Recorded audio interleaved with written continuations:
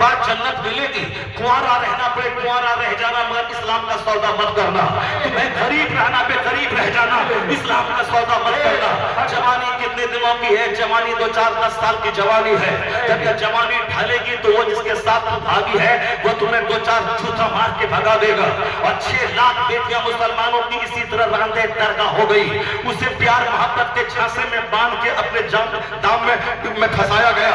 پھر اسے دبئی لے جا کر اس کو نچوڑ کے اسے چھوڑ دیا گیا. وہ گھر آ نہیں سکتی چونکہ ماں باپ کی ناک کٹوا کے بھاگی ہے اور وہ آدمی اسے نچوڑ کے بھاگ چکا ہے. کوئی دوسرا شادی کر بھی نہیں سکتا ہے. تو کیا کریں گے؟ اب وہاں کے ہوٹل میں آنے والے مہمانوں کا بستر گرم کرنے کے لیے ہوٹل میں طوائف کی نوکری کر لی. اور جب بوڑھی ہوگی ہوٹل والا نکال دے گا تو پھر ایک راستہ رہ جاتا ہے، یا تو بھیک مانگنا یا پھر درگاہوں کے سامنے بیٹھ کر عورتوں کے بیچ میں بھیک مانگنا. اسلام کہتا ہے بھیک مت مانگ، ذلیل مت ہو جا. جو عورت کالی کلوٹی تھی جن کے باپ دادا نے شادی دلوایا، 90 سال کی عمر میں وہ کالی کلوٹی بھوتنی وہ رانی بنی ہوئی ہے. اپنے شوہر کے پاس رانی بن کے ہے. شوہر اسے کاندھے پہ بٹھا کے لے جاتا ہے ڈاکٹر کے پاس. علاج کرواؤ ڈاکٹر والا، یہ 80 سال کا بوڑھا مر جائے گا.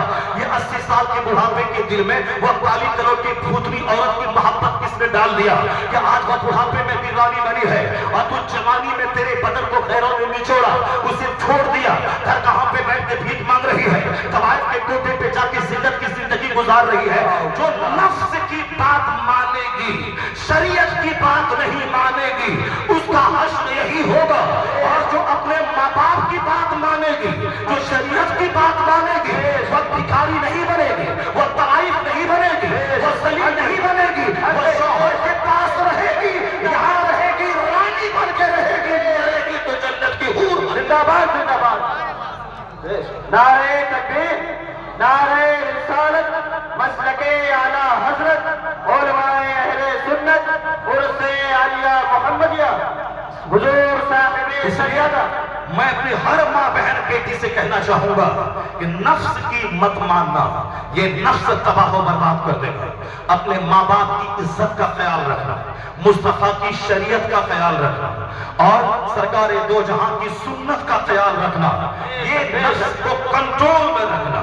مصطفیٰ نے فرمایا ہے لیس الشدید بالسرعہ انما الشدید الذی یملک نفسہ عند الغضب. The strong man is not the one who overcomes other. وہ شخص پہلوان اسٹرانگ نہیں ہے جو دوسروں پہ غالب آ جائے، دوسروں کو ریسٹلنگ میں کشتی میں پچھاڑ دے. But the strong is one who controls himself in the state of anger, in the state of sentiment. یعنی جو جذبات میں اپنے نفس کو قابو میں رکھے، جو غصے کی حالت میں نفس کو قابو میں رکھے، وہی سب سے بڑا طاقتور ہے، وہی سب سے بڑا پہلوان. نفس کی بات ماننے کے بعد بندہ کا زیر ہونا طے ہے. نفس کی بات ماننے کے بعد بندہ کا ذلیل ہونا طے ہے. غصہ آئے تو کنٹرول میں رہے، جب نفس چال مارے تو کنٹرول میں رہے. شریعت اور سنت، قرآن اور حدیث کو نگاہوں کے سامنے رکھے اور قرآن حدیث بتانے والے علماء کا چرچا اپنے گھر میں کرے. ان نیک لوگوں کا چرچا اپنے گھر میں کرے. جب ان کا چرچا ہوگا تو بال بچوں کی طبیعت میں نیکی کی بات پیدا ہوگی، بال بچوں کی طبیعت میں آخرت کی بات پیدا ہوگی، بال بچوں کی طبیعت میں یہ دنیا ایک قطرہ پانی کی مانند بن کر رہ جائے گی. یہ 100% قصور میں 50% ہمارا ہے، 50% قصور ہمارے بال بچوں کا ہے. چونکہ ہم ماں باپ ہیں، ہم کو مصطفیٰ نے کہا ہے جب تیرے بچے پیدا ہوں تو اس کا اچھا نام رکھ. ہم کو حضور نے کہا ہے ایک نیک پاک دایا سے اس کو دودھ پلا. حضور نے ہم سے کہا ہے بال بچوں کی تربیت کے تعلق سے ماں کی گود سے لے کے قبر کی گود تک علم حاصل کرو، تربیت کرو. اور سرکار نے کتنا زبردست مارگدرشن ہمارا کیا ہے کہ ہر باتیں کھول کھول کے بتا دی ہے. ذرا توجہ سے میری بات سن لیں. حضور نے کہیں نہیں کہا، سرکار دو جہاں علیہ السلام جنت کے مالک، دنیا کے مالک، محبوب پروردگار نے یہ کہیں نہیں کہا کہ تم مرنے سے پہلے بچوں کو اچھا گھر بنا کے دے کے مرنا، تم مرنے سے پہلے 2-4-10 بیگھہ زمین خرید کے اپنے بچوں کو مرنا. حضور نے کہیں نہیں کہا. حضور نے اتنا کہا ہے اگر اللہ تم کو دولت دیا ہے تو ساری دولتوں کو فضول خرچی میں مت گوانا، مت اجاڑنا، اپنے بال بچوں کو بھکاری بن کے مت کرنا۔ ایسا نہیں کہ ہم شرابی بن گئے، ساری پراپرٹی بیچ کے شراب پی لیا اور میرے مرنے کے بعد میرے بچے بھیک مانگنے لگے۔ حضور نے یہ تو کہا ہے کہ اگر اللہ دولت دے، بیٹھے اللہ دولت دے تو اسے غلط راستے میں خرچ مت کرنا۔ کیا مطلب؟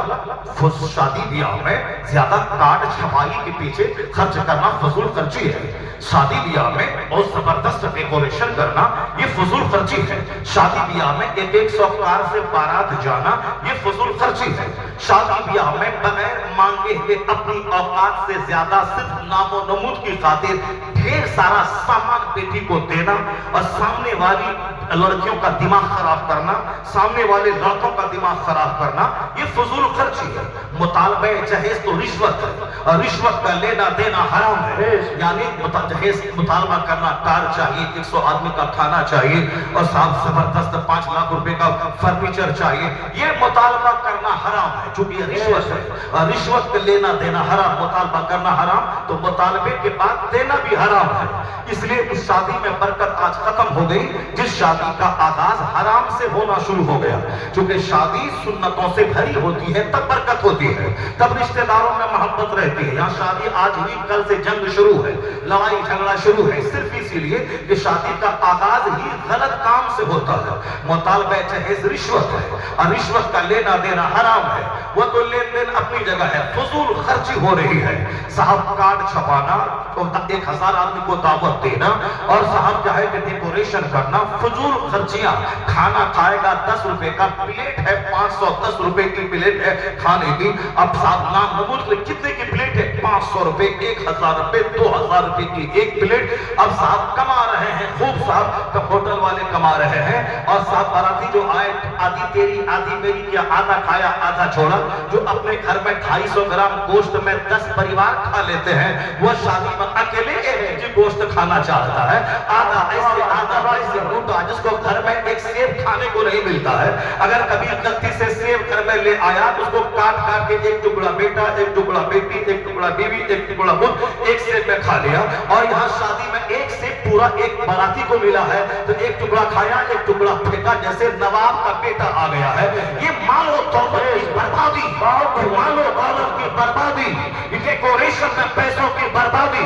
ایک طرف دشمن مجھے کاٹنے کا پلان بنا رہا ہے، میرے مدرسوں کو اجاڑنے کا پلان بنا رہا ہے، مالدار قسم کے لوگ اپنے بچوں کو مدرسہ میں نہیں پڑھاتے ہیں، ادھر فضول خرچی کا یہ عالم ہے کہ غریب سے غریب آدمی مالداروں کا دیکھا دیکھی مقابلہ کرنے کے لیے یہ بھی مسجد کے دروازے پہ چندہ کر رہا ہے اور چندہ کر کے پیسہ بھیک مانگ رہا ہے، اور یہ بھیک مانگ کے باراتی کے کھانے کا انتظام کر رہا ہے، یا بھیک مانگ کر اپنی بیٹی کو فرنیچر دینے کا انتظام کر رہا ہے، اور مولانا کا صاحب بائک پہ چل رہا ہے تو اس کی بیوی کے باپ نے بھیک مانگ کر کے بائک دیا ہے۔ شرم و غیرت اور حیا سب کا جنازہ اڑ گیا۔ یہ مانگ کے لایا ہے، زمین بیچ کے لایا ہے یا قرضہ لے کے لایا ہے، بیوی کا باپ مقروض ہے، بیوی کا باپ زمین بیچ کے بائک دیا ہے، اور یہ مست ہو کے گٹکا کھا کے پان کھا کے ہونٹ لال کر کے سڑک پہ بائک اور صاحب بلیٹ چھاڑ رہا ہے۔ سارا سماج اس کے ذلیل سمجھتا ہے کہ اپنا تو خریدا نہیں ہے، ایک غریب بیٹی غریب بیوی کے باپ کی زمین بیچوا کے بلیٹ پہ خرید چل رہا ہے۔ یہ فضول خرچیاں مجھے تباہ کر دیں گی۔ سنت اور شریعت، یہی بات کا پیغام لے کے ہمارے یہ بزرگ ترمذ سے چل کے آئے، بخاری سے چل کے آئے۔ سنت اور شریعت پر جب تک مسلمان چلتا رہا، 1000 سال تک ہندوستان پہ حکومت مسلمانوں کی رہی، جب تک سنت اور شریعت پہ چلتا رہا، اس پیڑ کی زمین پہ 1000 سال تک کلمہ پڑھنے والا شاسن کرتا رہا، جب تک سنت اور شریعت پہ عمل ہوتا رہا، ساری دنیا مجھ سے تھراتی رہی۔ جب سنت شریعت پر عمل ہوتا رہا، ہندوستان کے ہندو ہمیں اپنے گھر میں لے جا کے میاں بیوی کے جھگڑے کا فیصلہ کروانے کے لیے مجھے اپنے گھر میں لے جاتا تھا، ہندوستان کے مشرک مجھے لے جاتا تھا۔ لیکن جب سے میں نے سنت کا دامن چھوڑا، شریعت کا دامن چھوڑا، ہم ذلیل ہو گئے یہودیوں کے نزدیک، رسوا ہو گئے نصارا کے نزدیک، رسوا ہو گئے مشرکوں کے نزدیک۔ اور دوبارہ ان خانقاہوں سے آواز آتی ہے، بیٹا مت مانگنا، بیٹی مت مانگنا، دولت مت مانگنا، مکان مت مانگنا، عزت مانگ، دینداری مانگ، شریعت پر عمل مانگ، سنت کی پابندی مانگ۔ جس دن تم دوبارہ ان بزرگوں کی نصیحت پہ عمل کر کے سنت اور شریعت کو شادی میں بیاہ میں، ولیمہ میں، عقیقہ میں، ختنہ میں، گھر کی اناگوریشن میں، برتھ ڈے پارٹی میں سنت پر عمل کیا تو آج بھی ہندوستان تمہارا ہے، امریکہ تمہارا ہے، چائنا تمہارا ہے، جاپان تمہارا ہے، کی محمد سے وفاقی ہے تو ہم تیرے ہیں، یہ جو عزیز ہے کیا اللہ ہو قدر تیرے۔ نعرہ تکبیر،